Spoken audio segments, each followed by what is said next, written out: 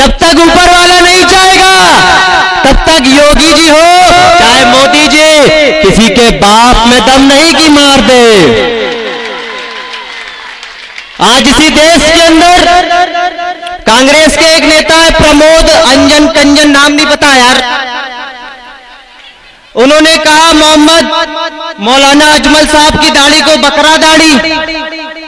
अरे मैंने तो नहीं कहा चार साहब कि आपकी मूंछ कुत्ते की पूंछ, मैंने तो नहीं कहा ना। इस देश के अंदर योगी जी हैं, टकले हैं, मूंछ नहीं, दाढ़ी नहीं, चिकने हैं, संविधान इजाजत देता है। लेकिन अगर नाइंसाफी हुई तो मुस्लिम जात के साथ हुई। अंकिता का केस जब आया तो उसमें यहां के नेताओं ने कह दिया कि शाहरुख ने मारा, लेकिन जब 2020 में जुलेखा का केस आया उसको तो मारने वाला त्यागी था ना, उसके नाम पर आवाज क्यों नहीं निकली? तब क्यों नहीं बोले आप रामनवमी के दिन वो आतंकवादी? आजकल तो श्री राम भी दो हो गए, एक श्री राम हिंदुस्तान के और सेकुलर हिंदुओं भाइयों के, जिनको मैं दावत देता हूं कि आओ मजलिस में, तुमको सराखों पर ना बैठाला जाए तो मैं भी त्याग दे दूंगा। दूसरे श्री राम उन देश के आतंकवादियों के जो मारते हैं दलितों और मुसलमानों को और कहते हैं राम का नारा लगाओ, राम का नारा लगाओ। क्यों लगाए भाई? साफ सुथरे होंगे तो लगाएंगे ना। आ गए सुबह ऐसे ऐसे करते हुए राम का नारा लगाओ, क्यों लगाए? आप राम के नाम पर वोट लेते होगे, हम संविधान के नाम पर वोट लेते हैं। कुछ लोग ये भी कहते हैं, जैसे अभी हमारे फरीद भाई भी बता रहे थे कि ऑल इंडिया मजलिस इत्तेहादुल मुस्लिमीन को यह कहा जाता है कि वो तो सिर्फ मुसलमानों की पार्टी है, वो तो एक समाज की बात करती है। नहीं, मुसलमानों के साथ हर समाज हर धर्म के लोग इस पार्टी से जुड़े हैं। वो बताने के लिए उत्तर प्रदेश से हमारे बीच आए हुए हमारे साथी पंडित चितेश त्रिवेदी आपको बताएंगे। पंडित जी से मैं कहूंगा कि वो माइक पर आए और अपनी कुछ बातें रखें। जोरदार तालियां बजाएं उत्तर प्रदेश से पंडित चितेश त्रिवेदी।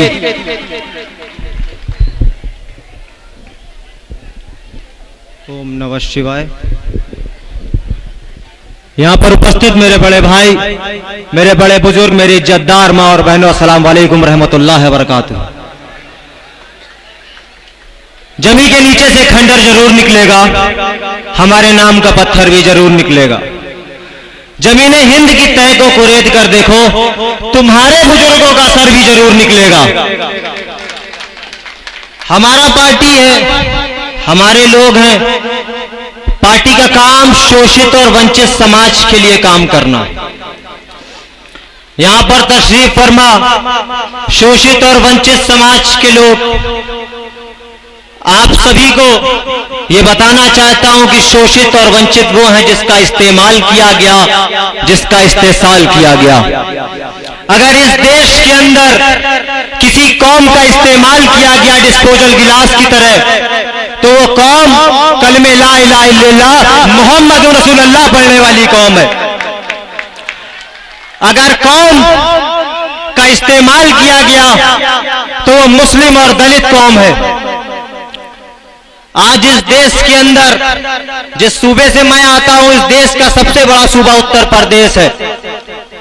आजादी के बाद दिसंबर के महीने में 1947 को लखनऊ के रफायाम क्लब में एक कन्वेंशन बुलाया गया, जिसकी सदारत मौलाना अबुल कलाम आजाद साहब ने की। उसमें हिंदुस्तान के सभी मुस्लिम नेताओं को बुलाया गया और कहा गया, ऐ मुसलमानों, देश आजाद हो गया है। देश के अंदर दो सियासी पार्टियां हैं। पहली मुस्लिम लीग है जो एक फिरका परस्त जमात है, दूसरी कांग्रेस पार्टी है। मुसलमानों ने कांग्रेस पार्टी के झंडे को अपना डंडा बनाया, उनके नेताओं का जिंदाबाद का नारा लगाया और 1 साल नहीं, 2 साल नहीं, 3 साल नहीं, 60 साल इस देश की हुकूमत उन गद्दारों को दी, जिन्होंने 2002 में यहाँ गोधरा का जब दंगा हुआ तो यहाँ के जब सांसद को जलाया गया तो भारत का प्रधानमंत्री तब कौन था भाई? सत्ता किसकी थी भाई? जब वो एक सांसद को इंसाफ नहीं दिला पाए तो सोचते हो एक छोटे से आदमी को इंसाफ दिलाएंगे? जब देश आजाद हुआ तो आजादी के बाद इस देश के अंदर अगर कोई मुसलमान से पिछड़ी कोई जात थी तो वो दलित कौम थी। दलितों के गले में मटकी बांधी गई कि वो जमीन पर थूके नहीं वरना धरती नापाक हो जाएगी। उनकी कमर में झाड़ू बांधी गई कि वो रोड पे चले नहीं वरना धरती गंदी हो जाएगी। उनको लीचिंग के तौर पर मारा गया, उनकी मां बहनों की अस्मतें लूटी गई। लेकिन उत्तर प्रदेश के पंजाब की सरजमी से एक नेता निकला जिसका नाम काशीराम था। हिंदुस्तान के अलग अलग कोनों में गया और कहा, हे दलितों, इस संसद भवन के अंदर 131 सीट पार्लियामेंट में दलितों की है, लेकिन वो दलित तुम्हारी कौम के ऊपर हो रहे अत्याचार पर नहीं बोलेंगे। वो अपना मुंह तब खोलेंगे जब उनको जमाही आएगी, वरना मुंह नहीं खोलेंगे। दलितों ने काशीराम को अपना नेता बनाया और 4 बार उत्तर प्रदेश की सियासत का हिस्सेदारी दलितों को मिली। आज दलितों के पास सब कुछ है, लेकिन अगर नाइंसाफी किसी कौम के साथ हुई तो वो इस देश की दूसरी सबसे बड़ी आबादी मुस्लिम कौम के साथ हुई। अगर किसी को लीचिंग के तौर पर मारा गया तो वो मुस्लिम जात के लोगों को मारा गया। इसी गुजरात के गोधरा के अंदर बिल्किस बानो का केस हुआ और उन 11 लोगों को यहाँ की सरकार ने कह दिया वो बड़े शरीफ हैं, वो मंदिर में पूजा करेंगे। जब आप उनको आतंकवादियों को छोड़ सकते हो तो दिल्ली के अंदर सर्जिकल इमाम को क्यों नहीं छोड़ सकते भाई? वो इस देश के मुसलमानों की आवाज को बुलंद किया तो आपने उसको जेल में डाल दिया। मैंने उत्तर प्रदेश के मुसलमानों की आवाज को बुलंद किया तो उत्तर प्रदेश की एसटीएफ मुझको ले गई। रात को 12:30 बजे गुंडों की तरीके आके 4 दिन अपनी कब्जे में रखा, हाथ पैर बांध के मारा।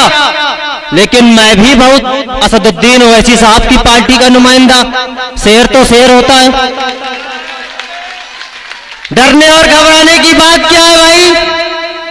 जब तक ऊपर वाला नहीं चाहेगा तब तक योगी जी हो चाहे मोदी जी, किसी के बाप में दम नहीं कि मार दे। आज इसी देश के अंदर कांग्रेस के एक नेता है प्रमोद अंजन कंजन, नाम नहीं पता यार, उन्होंने कहा मोहम्मद मौलाना अजमल साहब की दाढ़ी को बकरा दाढ़ी। अरे मैंने तो नहीं कहा चार साहब कि आपकी मूंछ कुत्ते की पूंछ, मैंने तो नहीं कहा ना। इस देश के अंदर योगी जी हैं, टकले हैं, मूंछ नहीं, दाढ़ी नहीं, चिकने हैं, संविधान इजाजत देता है। इस देश के अंदर साहब है, दाढ़ी है, संविधान इजाजत देता है। लेकिन अगर नाइंसाफी हुई तो मुस्लिम जात के साथ हुई। अंकिता का केस जब आया तो उसमें यहां के नेताओं ने कह दिया कि शाहरुख ने मारा, लेकिन जब 2020 में जुलेखा का केस आया उसको तो मारने वाला त्यागी था ना, उसके नाम पर आवाज क्यों नहीं निकली? तब क्यों नहीं बोले आप रामनवमी के दिन वो आतंकवादी? आजकल तो श्री राम भी 2 हो गए, एक श्री राम हिंदुस्तान के और सेकुलर हिंदुओं भाइयों के, जिनको मैं दावत देता हूं कि आओ मजलिस में, तुमको सराखों पर ना बैठाला जाए तो मैं भी त्याग दे दूंगा। दूसरे श्री राम उन देश के आतंकवादियों के जो मारते हैं दलितों और मुसलमानों को और कहते हैं राम का नारा लगाओ, राम का नारा लगाओ। क्यों लगाए भाई? साफ सुथरे होंगे तो लगाएंगे ना। आ गए सुबह ऐसे ऐसे करते हुए राम का नारा लगाओ, क्यों लगाए? आप राम के नाम पर वोट लेते होगे, हम संविधान के नाम पर वोट लेते। अगर इस देश के अंदर बाबा भीमराव अंबेडकर ने संविधान को बनाया है, तो याद रखो अगर कोई संविधान को बचाएगा तो वो सदर मजलिस बैरिस्टर असदुद्दीन ओवैसी साहब होंगे।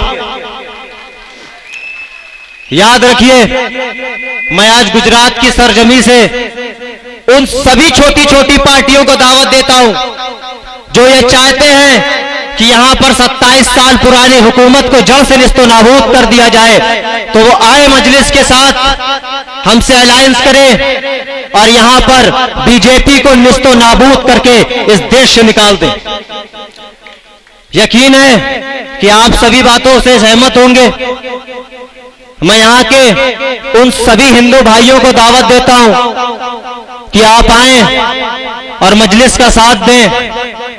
यकीनन ये बात सच है कि आज इस देश के अंदर असदुद्दीन ओवैसी साहब की छवि इस मीडिया ने केवल मुस्लिम मुस्लिम मुस्लिम बना रखी है। तो मैं क्या ऊपर से उतर के आया हूं क्या? मैं इस देश की दलाल मीडिया से पूछना चाहता हूं कि क्या बात सच है कि तुमको बीजेपी से पैसा मिलता है, अमित शाह से पैसा मिलता है? मिलता है तो बताइए भाई, बताइए मिलता है तो क्यों करते हैं ऐसा काम? अपने नाम को बदनाम क्यों करते हैं? इसी बात के साथ अपनी बात को समाप्त करता हूं कि तूफानों से आंख लड़ाओ, सैलाबों पर वार करो। तूफानों से आंख लड़ाओ, सैलाबों पर वार करो। मल्लाहों का चक्कर छोड़ो, प्यार के दरिया पार करो।